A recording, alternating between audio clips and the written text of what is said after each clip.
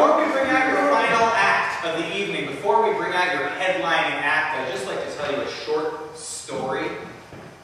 This is one of my favorite stories to tell, actually, so if you're a close friend of mine, you've probably heard it before. And if you're not a close friend of mine, I'm sorry that you had to find out this way. So in senior year of high school, my friend Ben Bowden called me on the phone, and he invited me to come over to his house and hang out. So I got on the subway and I went over to Ben's house. By the time I arrived, some sort of crisis had occurred. There was no one in Ben's house except for Ben and his dogs. And Ben was freaking out about something. And I said, Ben, what's wrong? And he said, Alejandro, something's happened with the dogs. Ben loves these dogs. You know, he's had them for over a decade. He's had the dogs since before he can remember. And they're both really old by now. Well, like, one of the dogs is really old, but one of the dogs is like really old, like it remembers McCarthyism. And it turns out that just before I arrived at the apartment, it had been discovered that one or both of the dogs, they didn't know who, had knocked over and consumed an entire bottle of ADD medication. Which, yeah, if you don't need that, it kind of just functions like speed, you know. So one or both of the dogs has consumed a massive overdose of speed. And Ben's mother has gone down to the pharmacy to get this chemical called Epicac, which apparently you put a couple drops of it on your tongue and it causes you spontaneously to vomit. We're going to have to make these dogs throw up. So I kind of just walked into this situation, and it's very frustrating because there's nothing that I can do to contribute. Like, the best thing that I can do is stay out of the way. So I'm like sitting in a chair, and Ben is pacing through the apartment, just freaking out, and occasionally like, you know, shaking his fist at the dogs. Eventually, Ben's mother comes back home. She couldn't get Epicac because it's been taken off the market because bulimic people were using it. But the guy at the pharmacy gave her a hot tip, which is that hydrogen peroxide has essentially the same effect.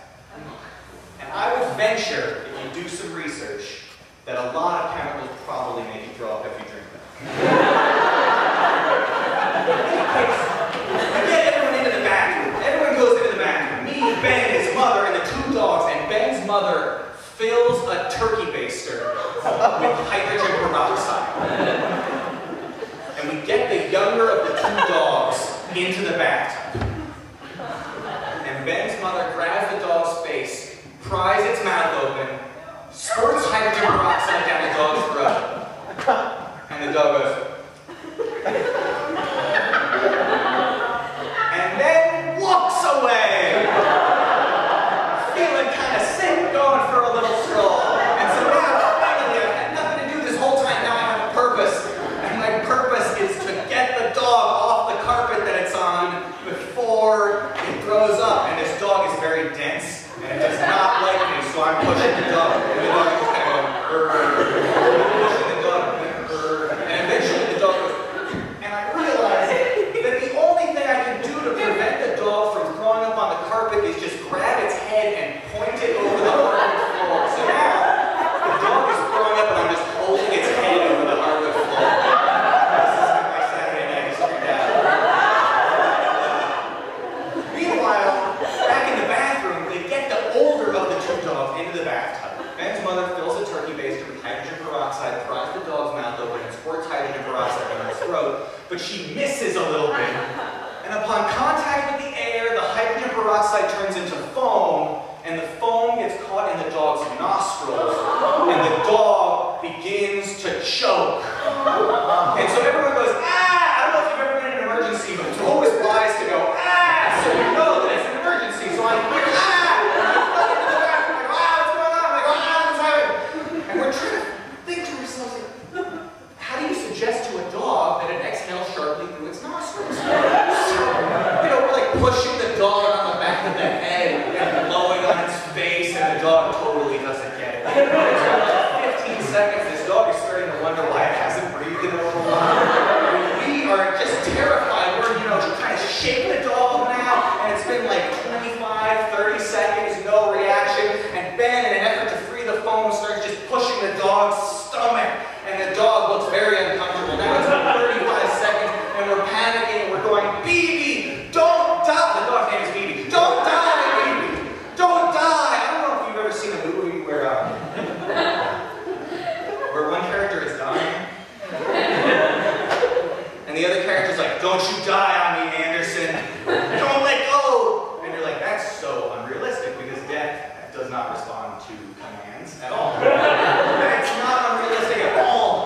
when something's really dying and you've exhausted all possibility of helping it, the only thing your brain can think to do is scold the thing that's dying. Cut that out, I got enough of your bullshit, dog. I'm dying.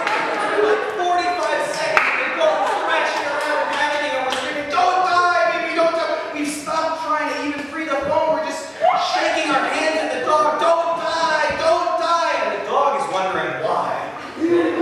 Why this family adopted it as a puppy and raised it for over a decade, developing a loving, trust-filled bond with it, only to murder it in a bathtub in late 2007. What kind of sick Truman Show lie has my dog life been? And then, Ben's mother, in perhaps the most heroic act I have ever witnessed personally, grabbed the dog's face, put her mouth over its entire muzzle, sucked the foam from the dog's eyes, and the dog coughed and began to breathe.